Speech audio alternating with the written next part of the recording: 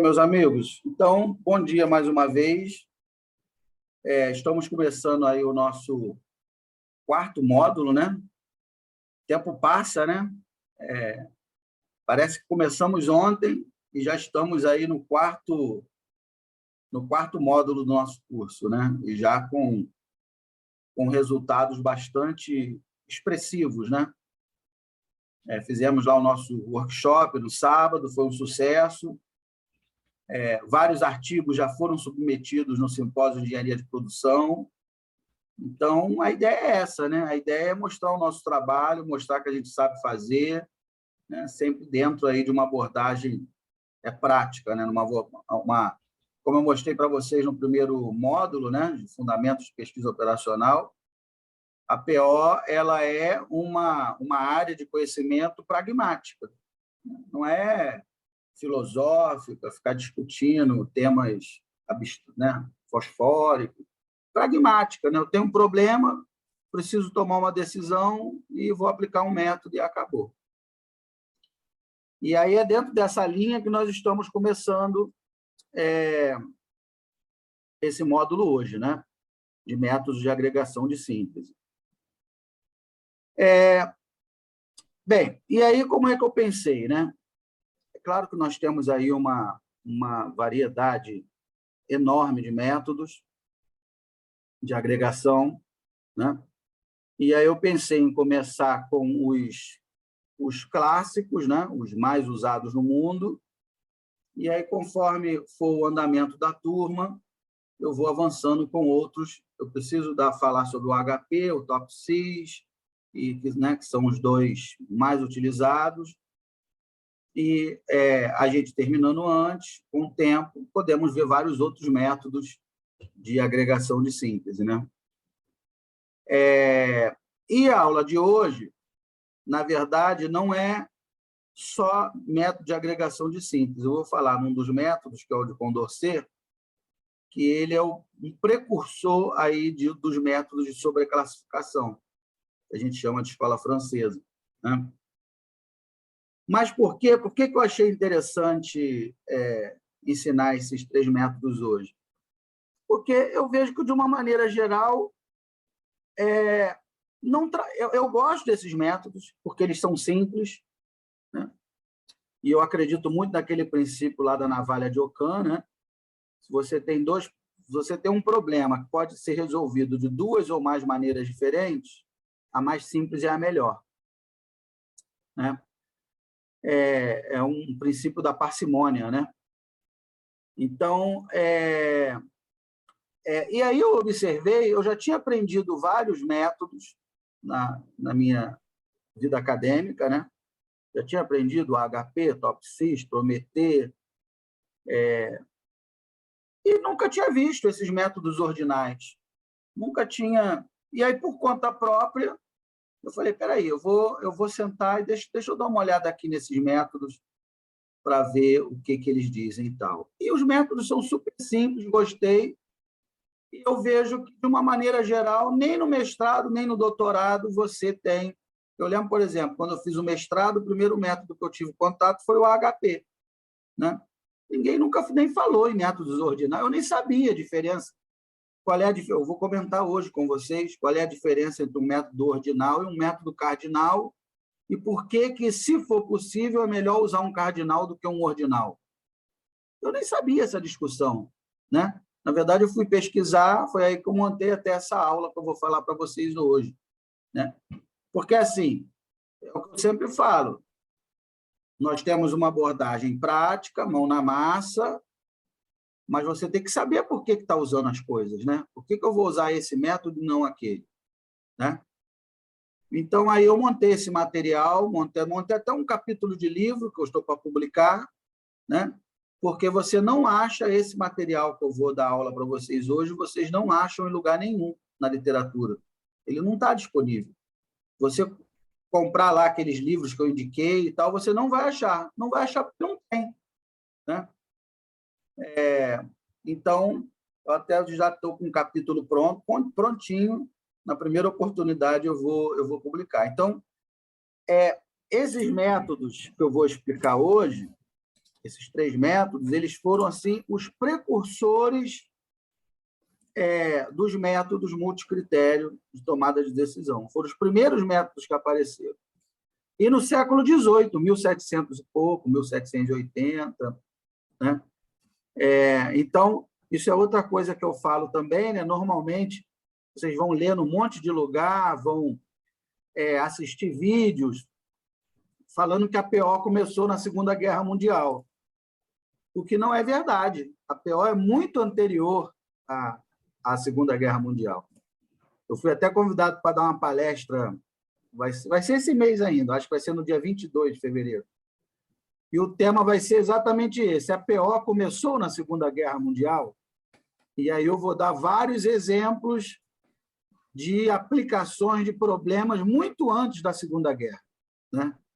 Justamente para derrubar essa afirmação, se a PO começou na Segunda Guerra ou não. Na Segunda Guerra, ela só se constituiu como campo de conhecimento. Reuniram alguns métodos que já existiam. Bem, agora a gente vai chamar isso aqui de PO, né? Mas, muito antes da Segunda Guerra, os métodos já existiam, alguns métodos já existiam, como os que eu vou mostrar hoje, né? Bem, ok. Então, para esse módulo, eu vou tentar fazer uma sistemática um pouco diferente. Vamos ver se vai dar certo.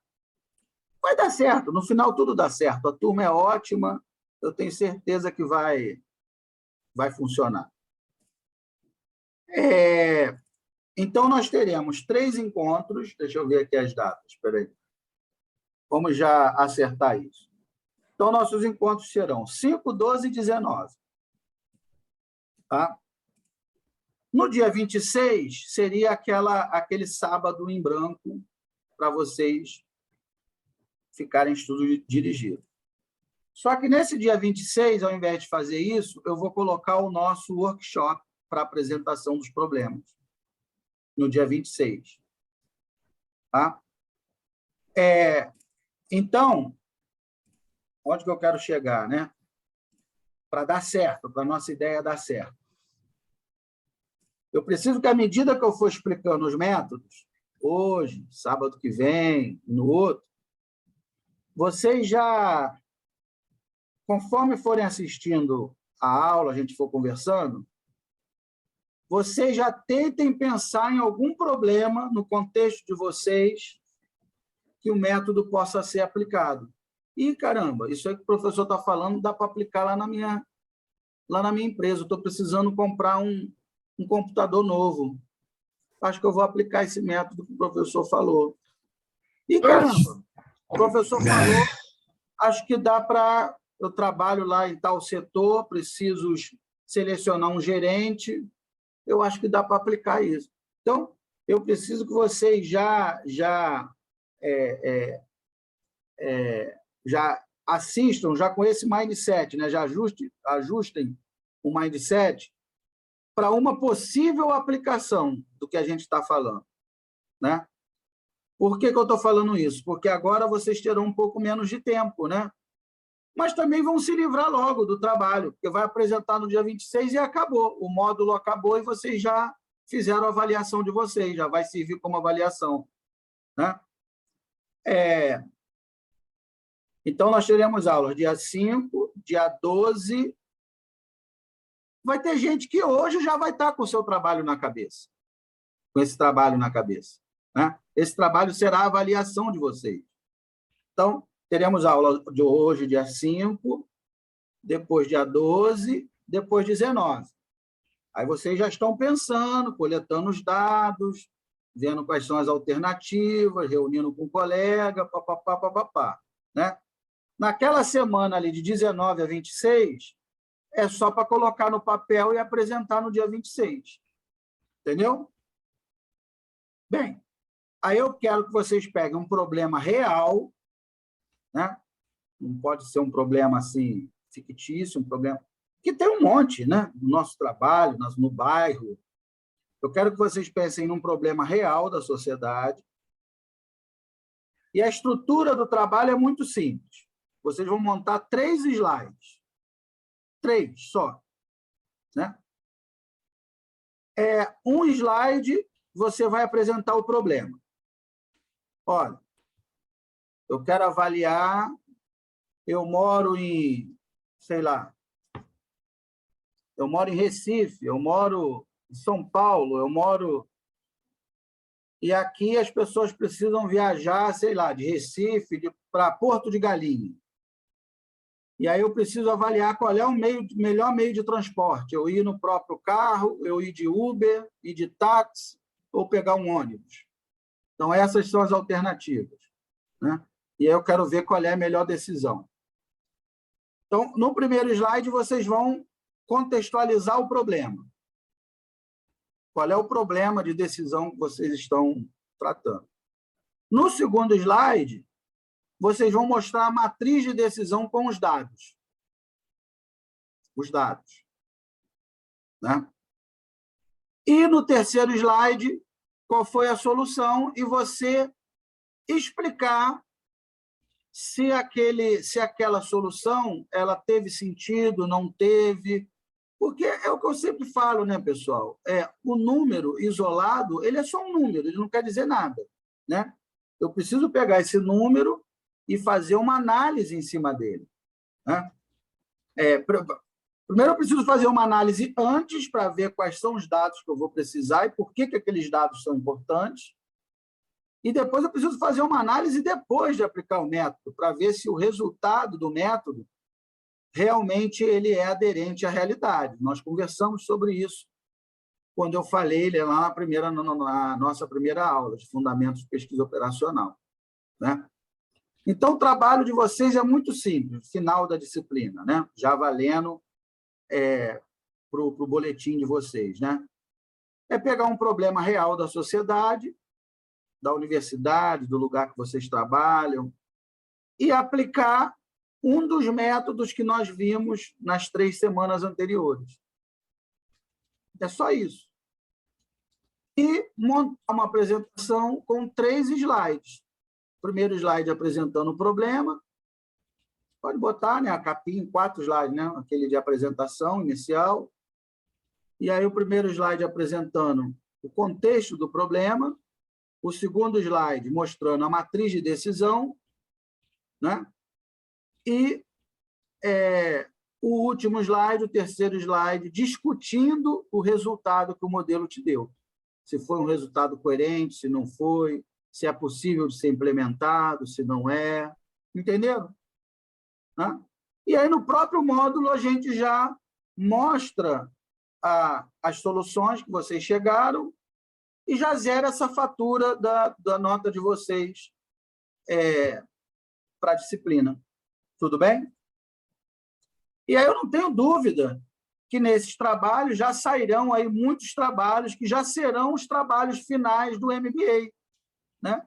Assim como aconteceu no módulo de programação linear, que já tem aí uns 7, 8 trabalhos prontos para serem apresentados, eu não tenho dúvida de que, no nosso caso, também já sairão bons trabalhos. Né? Ô, Marcos, me permite uma parte? Fala.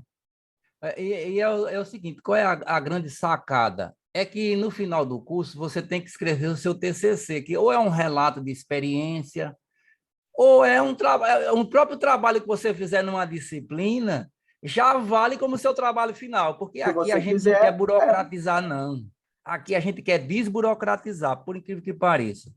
Eu já trabalho com pós-graduação há mais de 2 décadas. E nessas instituições por aí, 50% dos alunos não terminam porque não faz o artigo final. Não faz o TCC final. Certo? Tem uns que exigem monografia. Meu Deus, isso é um absurdo. Olha, nos Estados Unidos, você faz um mestrado e não tem dissertação. É só as disciplinas, terminou as dissertações, com raras exceções. Você já recebe o título de mestre. É porque o Brasil copia dos Estados Unidos, aí diz, o que é que a gente pode piorar? Essa é a nossa cultura, né? Ao invés da gente dizer assim, o que é que a gente pode melhorar, a gente diz, o que é que pode piorar? Mas é já para alertar que... Porque quando terminar o curso, você já fez o seu trabalho e pronto. Ponto final. Todo mundo já vai ter o seu trabalho. Certificado e pronto. todo mundo já vai ter. Porque vem programação linear, já saíram 8 trabalhos práticos, aplicações diretas, né, dos E o métodos. trabalho também pode ser em equipe, viu, minha gente? Não precisa ser individual, não, Aí, porque trabalhar em agora, equipe é o segredo. Você pode convidar um colega, 2, 3, 4, 5, para fazer o trabalho, né, não, Marcos? agora nós já teremos também vários trabalhos, várias aplicações. Quer dizer, no final, todo mundo é só sacar um trabalho. Bem, vou pegar esse aqui, que eu acho que é o que ficou melhor. Esse aqui vai ser o meu artigo final, meu trabalho final do MBA. Acabou. Né? Ou então, não, professor, eu quero fazer um do zero, totalmente novo. Ok, também. O importante é ser feliz, gente. O importante né, é resolver o problema, não é tumultuar. Né? Mas eu gosto muito que o Marco diz, olha, o importante é ser feliz. Rapaz, olha, com isso aí você já define quem é o professor Dr. Marcos. O importante O é ser importante é feliz. ser feliz. Né? É o que eu falo, a gente estuda para resolver problemas e não para criar problemas, senão não faz sentido. Né? Bem, entenderam então qual vai ser a dinâmica? Eu vou explicar hoje, então, 5, 12 e 19, e no dia 26, cada um apresenta o seu e acabou, né? A sua aplicação, 3 slides e acabou. Ok? Agora, vamos fechar como é que vai ser, se vai ser individual, em dupla, o que vocês preferem? Vamos combinar já isso. O que vocês acham? Eu acho que pode ser as 2 opções, professor, tanto em grupo quanto individual. Tem sentido? Pode ser individual ou em grupo. Agora, vamos fechar o máximo para o grupo também, né? Porque grupo com 10 pessoas, 20 pessoas, fica, né? Exatamente, já tem isso. Vamos fechar o máximo, então, para cada grupo. Deixa eu dar só minha sugestão, porque assim, a gente fez os grupos, por exemplo, o grupo que foi formado na primeira disciplina, pelo menos o meu, grupo 2, são 5 pessoas, a gente já está super entrosado, já fizemos o trabalho da segunda disciplina também juntos, então, assim, eu já sou suspeito para falar, porque a gente está uma dinâmica muito boa, o grupo 2 lá. Olha, mas eu sugiro, por incrível que pareça, cada disciplina, faça um grupo diferente, são novas pessoas que você trabalha, são novos conhecimentos. Essa é uma sugestão pela minha humilde experiência, sabe? Não queira fazer esse negócio de um grupo só do começo até o final, não, rapaz. Cada disciplina faz um grupo novo. Você aprende mais. Você conhece mais gente. Claro, isso é uma sugestão, né? Mas se você quiser continuar com o mesmo grupo até o final, ninguém vai reclamar. Mas é pela nossa experiência, pela nossa vivência. Se eu fosse fazer um curso hoje, cada disciplina eu queria fazer com um grupo diferente. Porque eu vou conhecer pessoas diferentes, eu vou trabalhar com pessoas diferentes. Meu network aumenta, certo? Eu mesmo, alguns anos atrás, eu fiz um curso de preparação, de formação de mentor. Então, tinha cada trabalho, eu digo, não, cada trabalho eu quero trabalhar num grupo diferente. Rapaz, adorei, foi um curso pela internet, e eu aprendi muito, e fiz muitas amizades. Ao invés de eu ficar com 5 amigos, eu tenho 15, 20 no final do curso. Mas é uma sugestão, né? Aqui a gente está só para sugerir. Exatamente. É o que eu falei, né? O importante é ser feliz. Eu não estou aqui para tumultuar a vida de ninguém, né? Nem a minha, nem a de vocês. Eu sei que todo mundo trabalha, tem a sua vida, os seus problemas, né? O importante é ser feliz. A gente está estudando para ser feliz, ganhar dinheiro, produzir, ser feliz, né? Então, se vai ser 1, se vai ser 5, se vai ser o mesmo grupo, se vai mudar, eu não vou me meter nisso, vou deixar vocês à vontade, né? Para ser feliz, né? Deixar vocês à vontade, mas eu concordo com o professor Bezerra, né? Eu entendo o ponto de vista do... Foi quem que falou? Falou dos integrantes. Eu entendo o ponto de vista porque a gente já entra numa... Sherman. Quem? O Sherman. O Sherman. A gente já entra numa zona de conforto, né? Porque aí já entrosou, já sabe como é que cada um trabalha, aí é legal, né? Eu entendo o ponto de vista do... Né? Mas o ponto de vista do professor Bezerra também é interessante, né?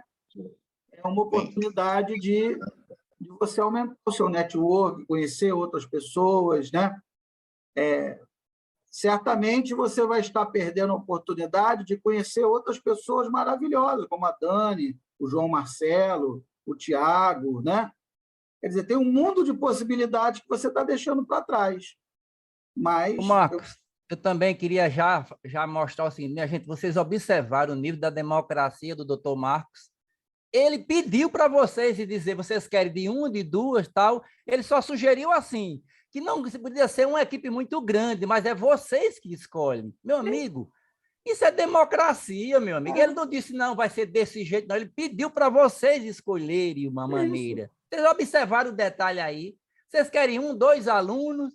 Né? Ele só sugeriu assim, só não é bom um número muito grande, né? Mas, ou seja, ele perguntou para vocês. Esse é que é o diferencial. Esse é que é o nosso diferencial. É democracia. A gente está aqui, minha gente, ó, é para ajudar vocês. Esse é que é o nosso objetivo.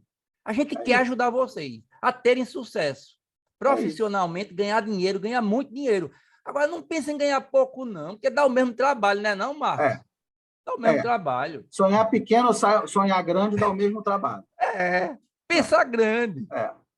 Exatamente. Então, vamos fazer assim, vamos fixar aí o grupo de 1 até 5, né? Como já tem aí o grupo aí do Sherman, aí, que já tem 5. Então, de 1 até 5, fica a critério de vocês, quem vai ser, como vai ser, quantos vão ser. Vou deixar a critério de vocês se organizem. Se quiser repetir da disciplina anterior, pode repetir. Se quiser fazer grupo novo, que eu recomendo, né? Faz o grupo novo, mas aí vocês se organizem, então, em até 5 componentes para a gente fazer esse trabalho. Tá bom? Combinado? Alguma dúvida ou não?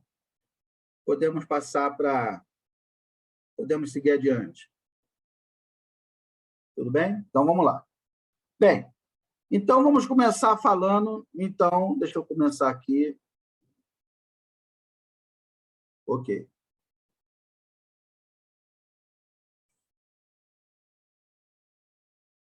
Então, hoje, essa é a nossa...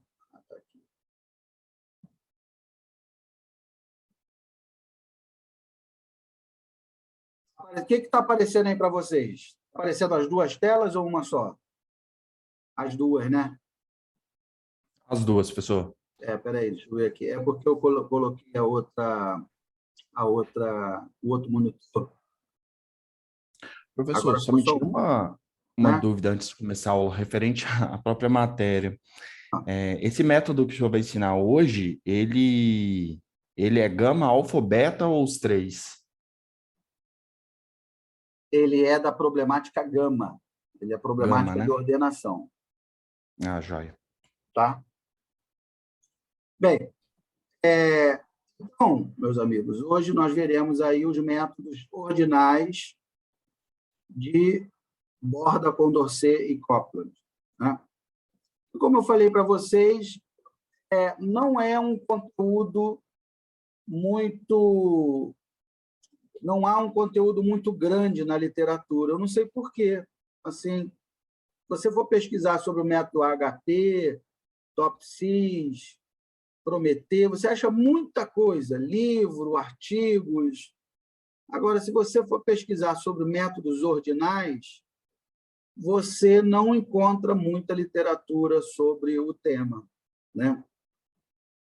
E eu acho assim, eu penso que é interessante conhecer esses métodos justamente pela simplicidade deles, porque às vezes você precisa tomar uma decisão rápida e você não tem tempo para fazer aquela coleta de dados super... na Marinha nós temos um ditado, né, que diz que o tempo é o tempo que se tem, né? Então, se o seu chefe, se o seu diretor, o seu comandante, o seu gerente fala assim, olha, vamos estudar o problema, tem aqui um problema de decisão, e eu quero que você estruture esse problema e vamos, né, tomar aí uma decisão e tal. Aí você sabe que tem 1, 2, 3, 4 meses para estruturar o problema, e então aí você faz ali a coleta de dados, discute os critérios, né, mapeia, usa um método de estruturação. Mas, às vezes, né, muitas vezes acontece, pessoal, olha só, hoje à tarde a gente tem que decidir qual é a viatura nova que a gente vai comprar.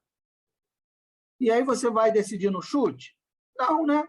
Aí você dispõe desses métodos mais simples, que eu vou explicar hoje. Não, então, peraí, então vamos fazer aqui rapidinho só um método de borda para ver como é que a gente vai resolver isso. Né? Só para não ser um tiro no escuro. Né? Então, assim, você vai trabalhar com um método mais simples ou mais complexo, de acordo também com o tempo que você tem para resolver o problema. Né? Porque o tempo é o tempo que se tem. Você tem 30 dias para pensar, ok. Se você tem 2 horas, ok. Você vai trabalhar com o tempo que você tem. Né? Então, essa que é a ideia. A qualquer momento, vocês podem perguntar, tá, pessoal? Se ficar qualquer dúvida, é só abrir aí o microfone e perguntar que a gente discute. Tá bom? Bem, então vamos lá. A primeira coisa que eu preciso discutir com vocês é a diferença entre métodos ordinais e métodos cardinais. Vamos falar na diferença entre esses dois métodos. Né? Qual é a diferença entre um método ordinal e um método cardinal? Alguém tem um palpite sobre essa diferença? Lucas, o que tu acha, Lucas? Fala aí. Os métodos ordinais, eles servem para, em vez de eles definirem, né, um ganhador, eles classificam. Eles, de uma certa forma, vamos supor que aí, no exemplo da imagem, a gente tem 4, ele vai definir uma posição, quem é o primeiro, quem é o segundo, quem é o terceiro. Já os métodos cardinais, eles servem para fazer uma escolha, né? Então, acho que você pode estar utilizando ele para definir, talvez, qual aparelho comprar, não ranquear eles. Deixa eu anotar aqui, peraí, que eu gosto de anotar o que vocês vão falando para a gente discutir. Peraí, vou pegar aqui meu caderno. Você fala, quem tem memória é papel, né? Então, vamos anotar aqui.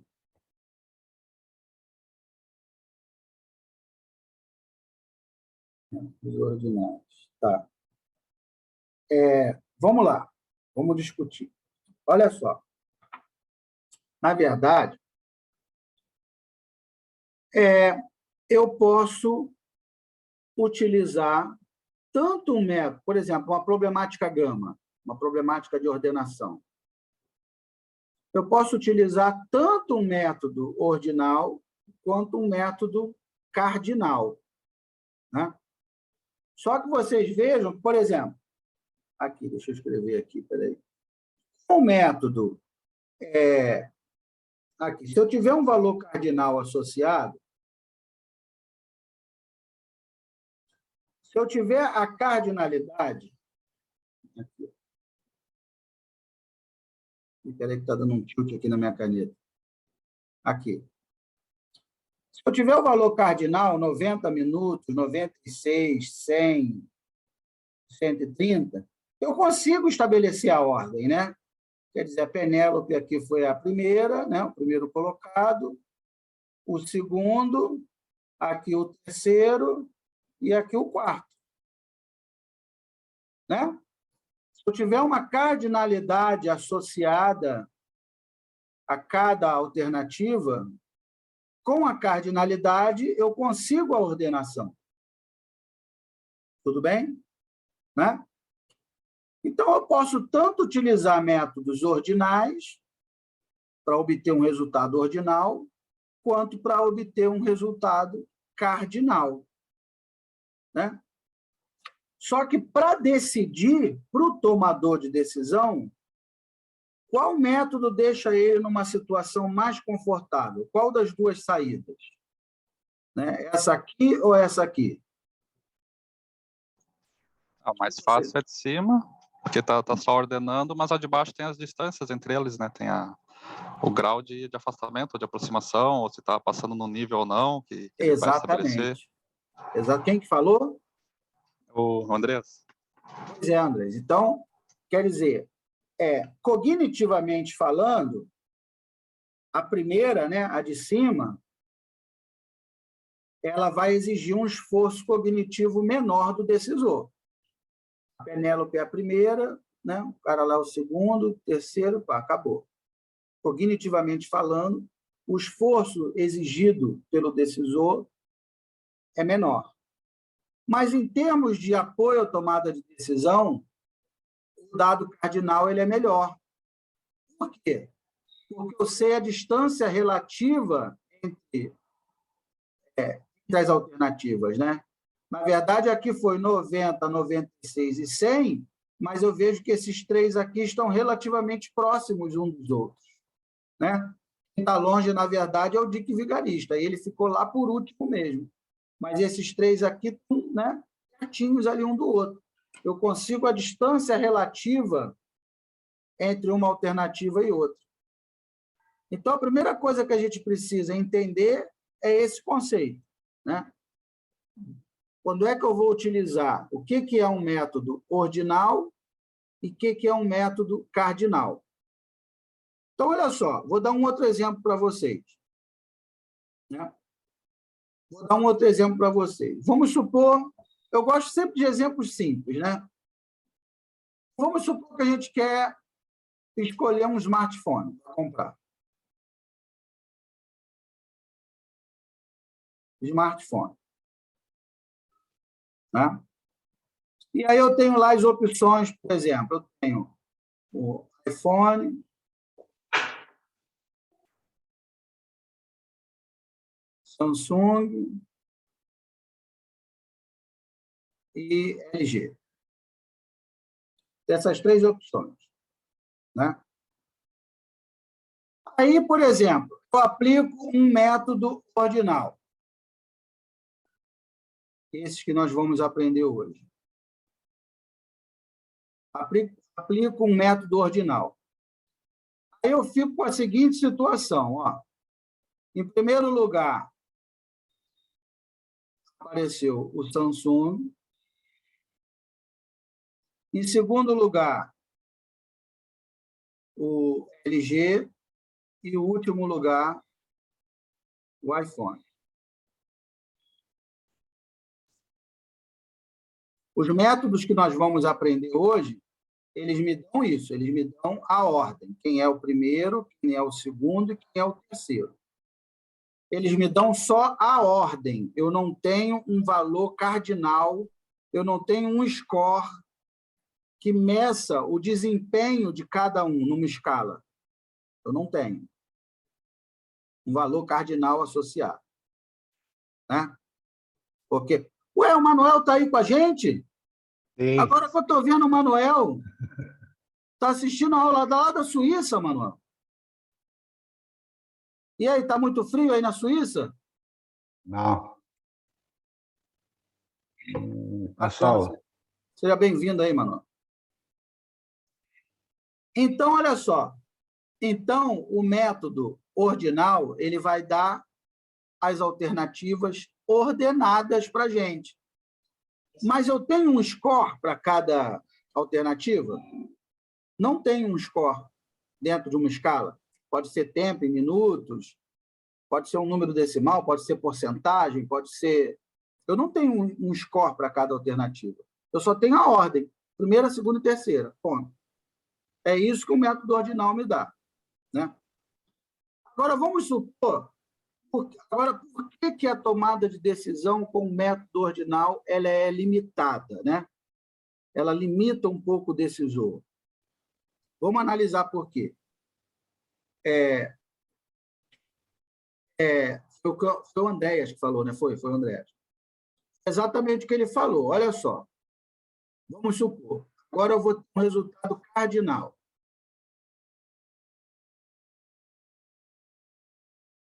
Então, eu vou chamar aqui de cenário 1.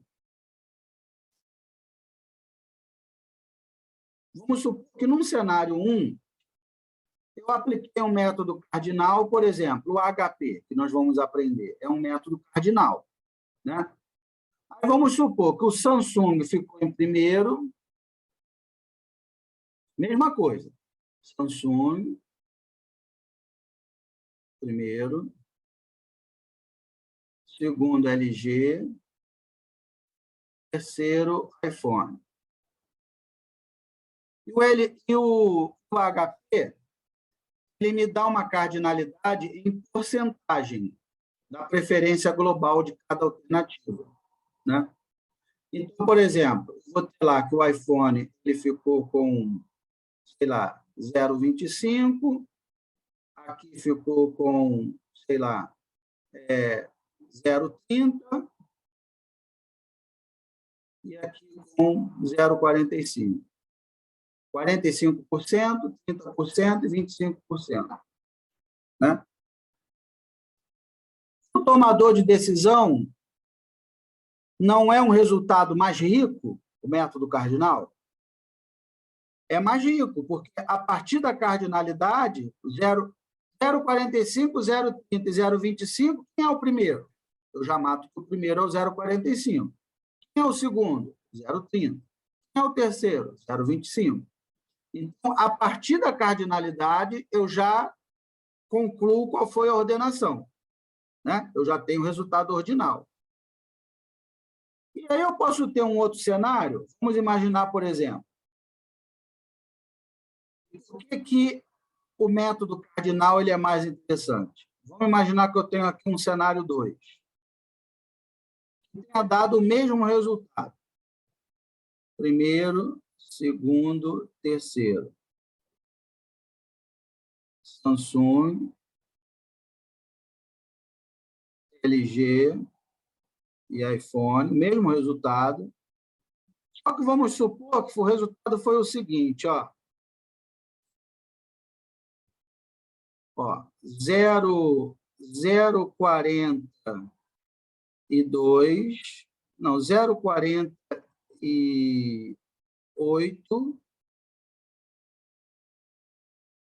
0,48,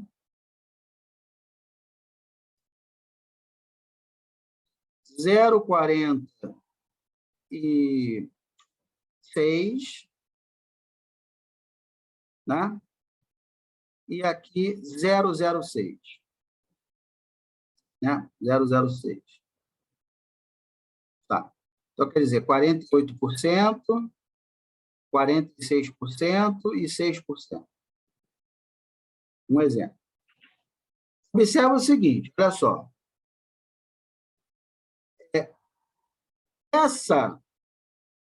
Vocês concordam comigo?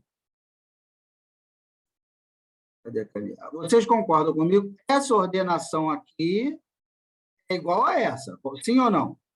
A ordem é a mesma, não é a mesma? Quem é o primeiro, o segundo e o terceiro lugar? A ordem foi a mesma. Mas eu pergunto, para o tomador de decisão, a situação é a mesma? Da primeira e da segunda? Do primeiro cenário e do segundo cenário? O que vocês acham? Se a gente for fazer uma análise ali dos dados, o que vocês acham?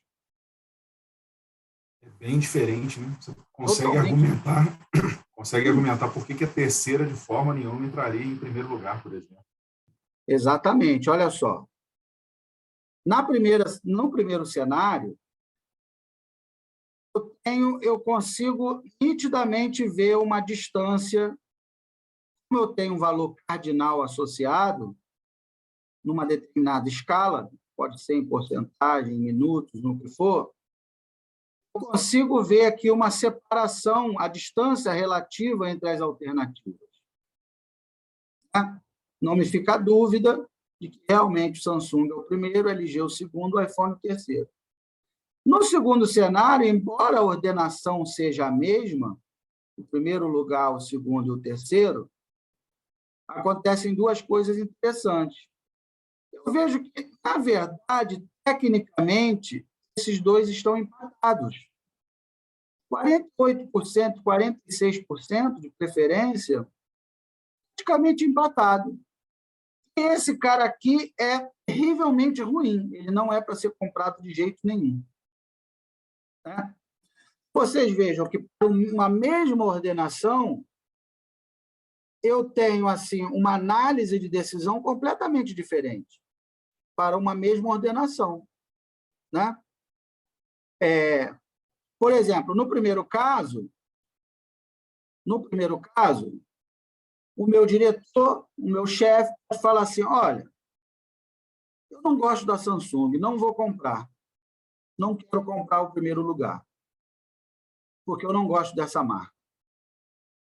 Aí você vai falar com ele, vai falar: chefe, olha só, o segundo lugar ele está bem atrás do primeiro. Realmente, o telefone Samsung é o melhor, né? Então, se você abrir mão de comprar o primeiro porque ele é mais caro, ou seja lá o que for, você vai ter uma perda aí efetiva na hora de tomar essa decisão. Porque na escala ele, né?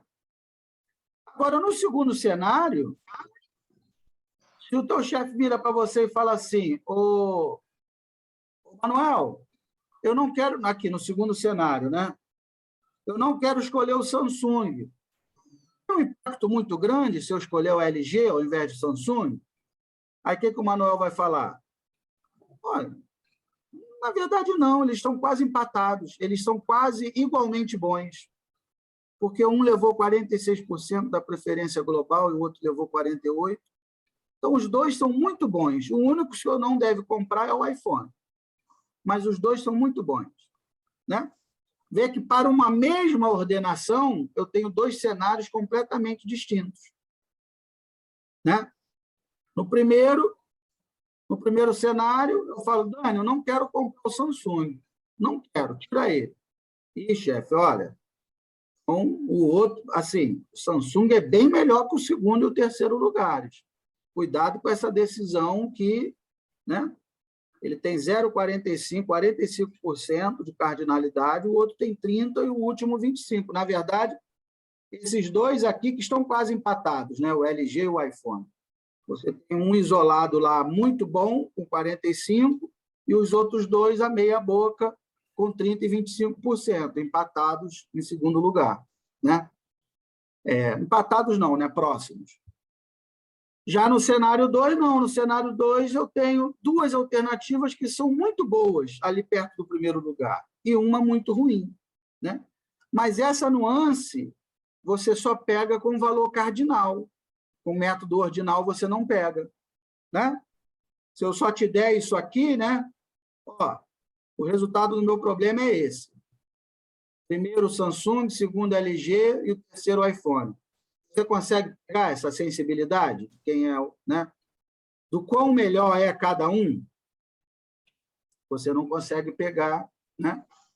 Por exemplo, no HP, se eu tiver aqui, ó, além de ser o método HP particularmente, que nós vamos ver, a escala ainda é proporcional, né?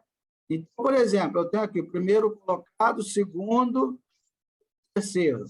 Aí vamos supor que o primeiro, então eu tenho aqui Samsung, LG e iPhone.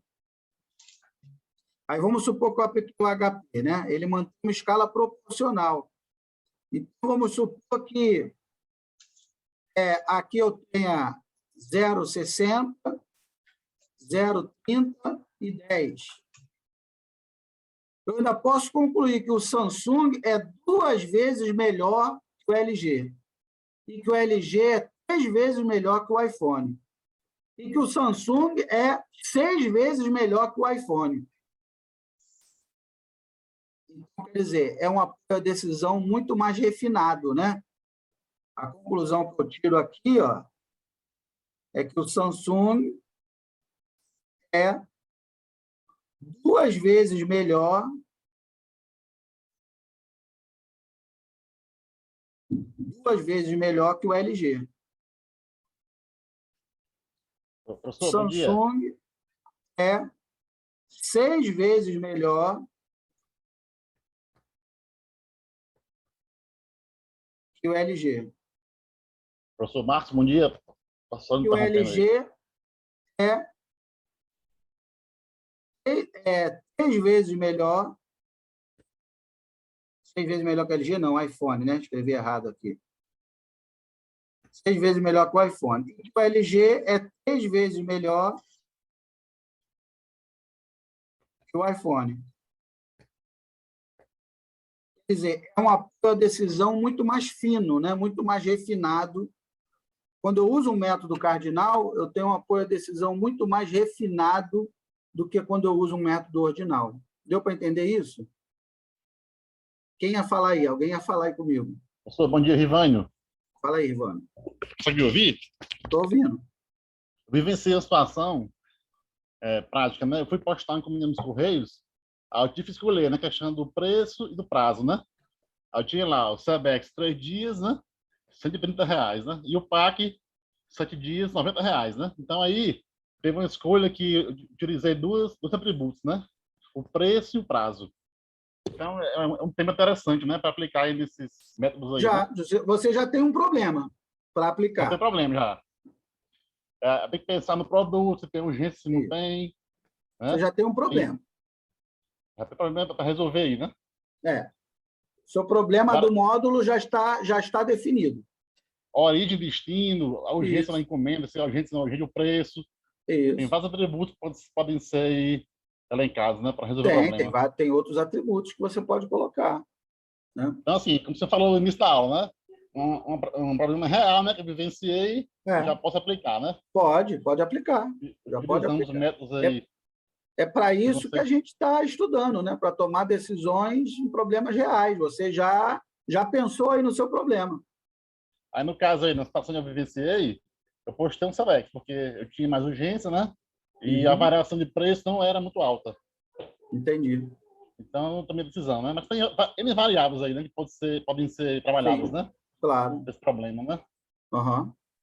É isso mesmo. Bem, então, entenderam a diferença do método ordinal para o método cardinal? O método ordinal, ele só te dá a ordem das alternativas.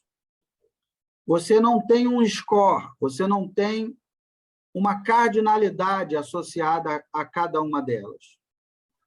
Então, você só sabe quem é a primeira, a segunda e a terceira, e ponto. Né? Quando eu aplico um método cardinal, eu tenho um score, como esse aqui, né, que eu mostrei, 0,45. Eu tenho um valor cardinal associado a cada alternativa. E aí, a partir dessa cardinalidade, eu chego à conclusão quem é o primeiro, o segundo e o terceiro. E a cardinalidade, ela me dá uma capacidade de análise muito mais fina, né? Não, chefe, olha só, tem certeza que, né? Aqui, né, se eu falo, olha, eu não vou comprar o Samsung, eu vou comprar o LG. O senhor tem certeza disso? O Samsung é 2 vezes melhor. Aí ele, observando, né? Se eu utilizar um método ordinal, eu não tenho como fazer essa afirmação. O quão o Samsung é melhor que o LG ou não, né? Agora, se eu aplicar, por exemplo, um método HP aqui, eu posso dizer, olha, cuidado, hein? Cuidado, se você não vai escolher o primeiro colocado, vai escolher o segundo, cuidado, porque o Samsung é 2 vezes melhor que o LG. E se esse investimento der errado, é a sua cabeça que estará a prêmio. Porque nós aplicamos um método e nós vimos que o Samsung é 2 vezes melhor. Né? Então, vejam que, para uma mesma ordenação, primeiro, segundo e terceiro, eu coloquei 4 situações diferentes para vocês. Por isso que é importante saber essa diferença, esse conceito entre um método ordinal e um método cardinal. Todo mundo entendeu ou não? Se não entendeu, eu explico de novo. Tudo bem?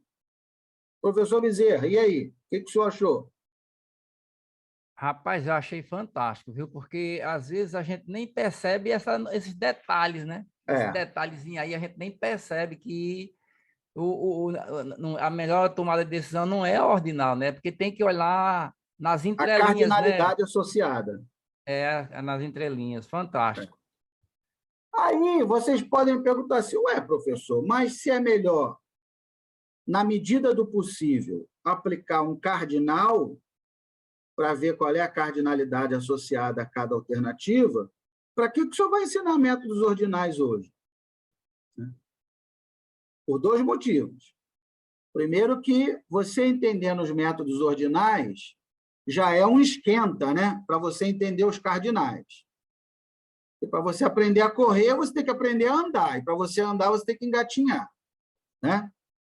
Então, primeiro que já é um V0 para vocês aprenderem os próximos métodos que são muito mais rebuscados, né? Que são mais avançados. A primeira questão é essa. E a segunda questão, meus amigos, é o que eu falei, o tempo é o tempo que se tem. Muitas vezes, o decisor vai chegar para vocês, o chefe de vocês, vamos lá, olha, eu quero esse balão fechado até hoje, meio-dia. Aí você não vai ter tempo de estruturar o problema, aplicar HP, aplicar lá, coletar dados, você não vai ter tempo. Aí você senta rapidinho, vamos lá, pessoal, peraí, vamos fazer aqui o método de borda, então. O resultado que você vai ter é um resultado ordinal. É um resultado excelente? Não, mas é o que deu para fazer naquele momento. O ótimo é inimigo do bom, né? É melhor utilizar o método de borda, que é um método simples, do que você não utilizar nada, do que você tomar a decisão na orelhada e depois ser demitido porque escolheu mal. Entendeu? Então, os métodos ordinais, eles são simples e muitas vezes, na minha vida, eu tive que utilizar o método ordinal, porque o comandante, o almirante quer esse balão fechado até 10 da manhã, isso o cara me avisa às 8. Tá bom, então vamos fazer. É engraçado que o pessoal fala assim, o senhor tem uma calma que me irrita.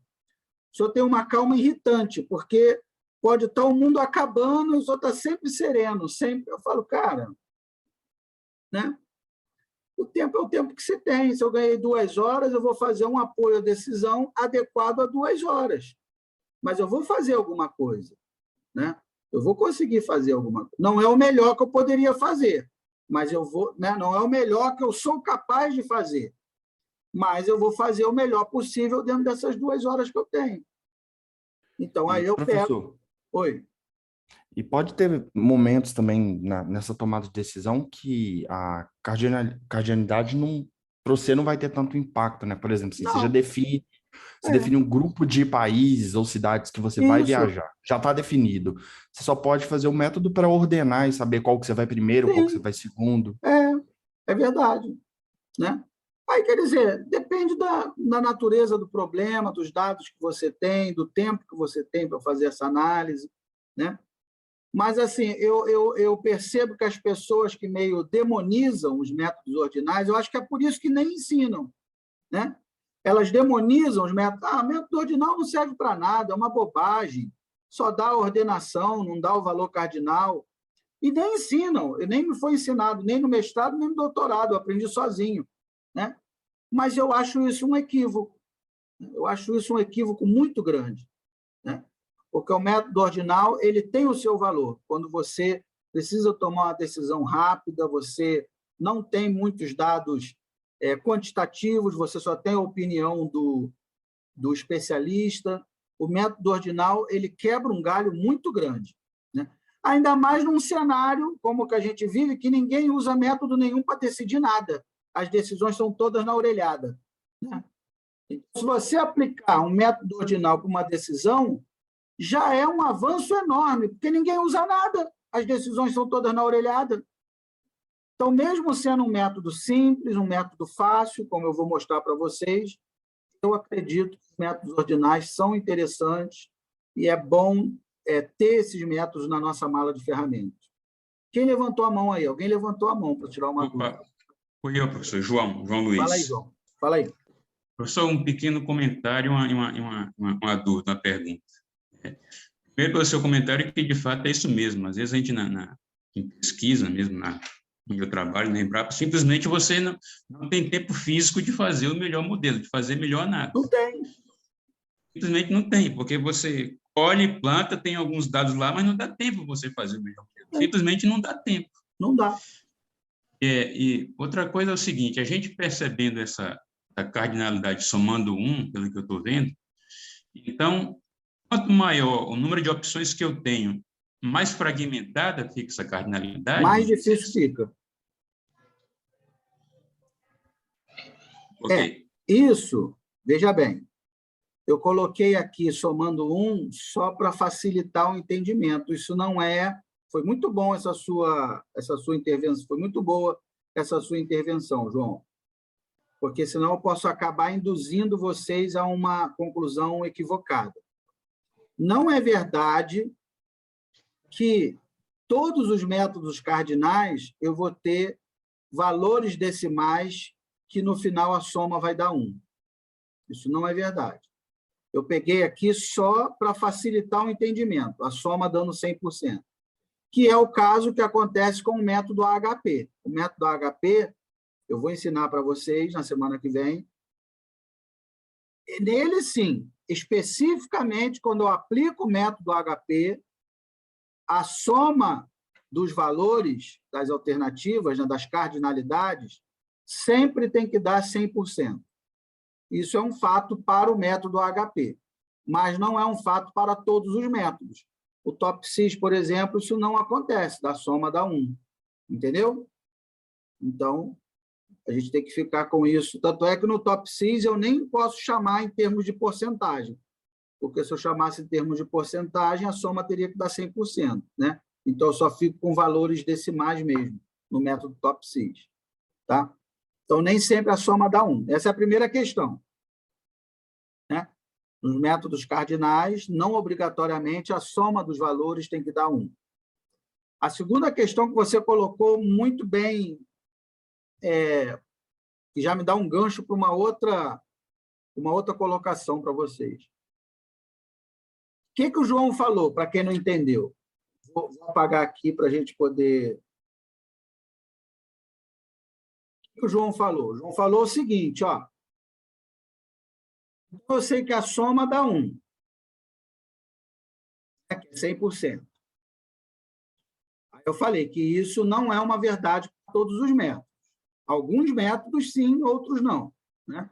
Por exemplo, isso é verdade para o método Analytic Hierarchy Process. A soma dá 1. E aí o que o João falou é o seguinte, quando eu tenho 3 alternativas, aí dá lá 0,6, 0,3 e 0,1. Ok, né? Então, esse aqui é 60%, 30% e 10%. Ok. Agora, se eu tiver, por exemplo, vamos lá, primeira, segunda, terceira, quarta, quinta, sexta, sétima, oitavo, nono, décimo. Ó, aí vai dar 0, 0, 1, 7, 0, 4, 0, 1, 7, 0, 3, 0, 1, 7, 0, 1, 0, 1, 6, 0, 9, 0, 1, porque são muitas, eu vou ter que dividir o 1 por essa galera toda. Tá no final, o somatório dá 1. Né? Aqui no final, o somatório tem que dar 1. Então, daqui, 0, 1, 6, 0, 8, 0, 1, 5, 0, 7, e assim vai. Isso aqui, quer dizer, é difícil decidir com isso aqui. Né? Na verdade, as alternativas estão muito próximas, é muito fácil uma trocar de posição com a outra. É difícil decidir. É por isso que, quando eu tenho muitas alternativas, como nós temos aqui, eu não uso o AHP, eu não gosto de usar o método Analytic Hierarchy Process. Eu gosto de usar o método AHP quando eu tenho poucas alternativas. Olha só, essa nuance, né, você vai pegando com a experiência. É claro que eu me esborrachei várias vezes tentando resolver problemas com 20 alternativas usando o método HP. É claro que eu me lasquei. Eu fui lá, apliquei com 20 alternativas, no final olhei o resultado e falei, caramba, não consigo concluir nada com esses números. Por quê? Não é o método que está errado. A minha escolha é que foi equivocada.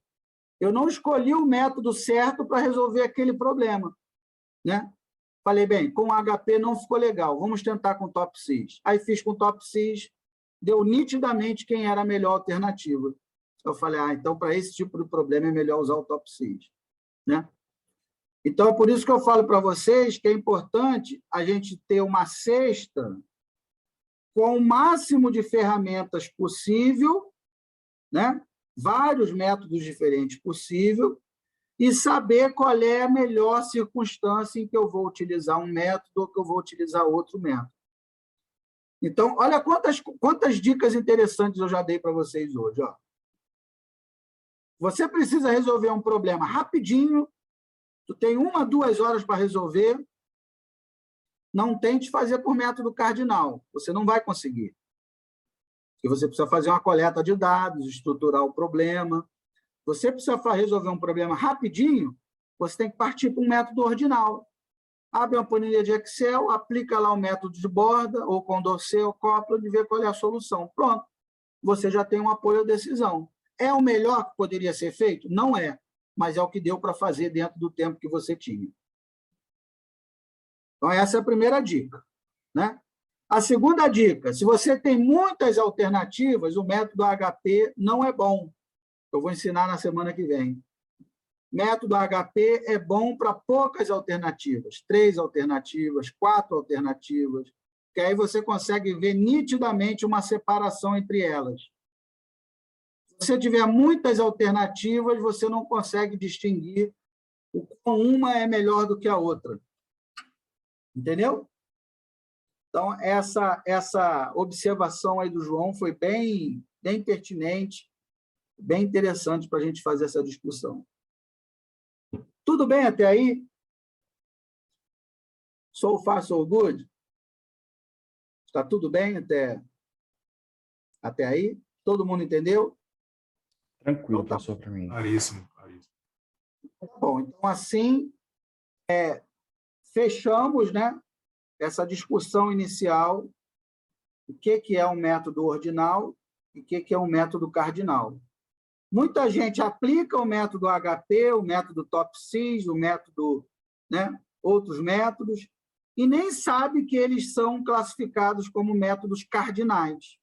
E qual é a diferença de um método cardinal com um método ordinal? E por que o método cardinal é melhor que o método ordinal? É melhor assim, né? É melhor porque te dá uma análise mais refinada. Esse conceito de melhor é muito relativo, né? Como eu expliquei. Então, acho que essa é a primeira discussão que a gente precisa entender. O que é um método ordinal e o que é um método cardinal. E aí foi isso que a gente fez agora. Tá bom?